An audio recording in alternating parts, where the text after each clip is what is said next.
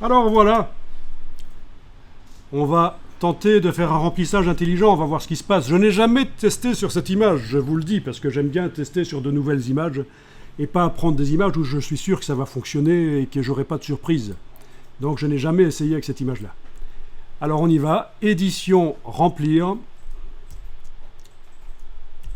Le raccourci clavier de édition, remplir, c'est, contrairement à ce que le menu vous dit, c'est majuscule, enfin Shift, Delete.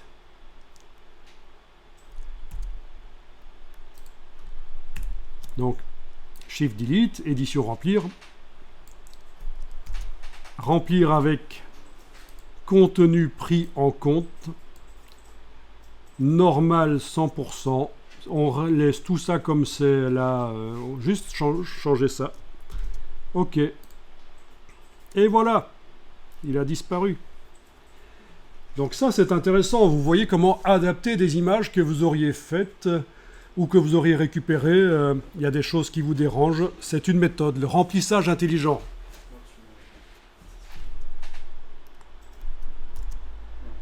Voilà, je peux cliquer à côté. Et en principe, oui, on voit qu'il y a des petits flous, mais méfiez-vous. Quand vous connaissez l'image, quand vous avez vu l'image d'avant, vous avez tendance à penser qu'on voit la retouche. Mais quelqu'un qui voit ça pour la première fois ne verra pas qu'il y a des choses bizarres. Voilà. Vous pouvez enregistrer l'image sous un certain nom, enregistrer sous, et là. Alors, les fichiers Photoshop, contrairement à Illustrator, ça peut vite devenir lourd. Et à force d'enregistrer régulièrement sous un nom différent, vous allez remplir le disque dur assez vite.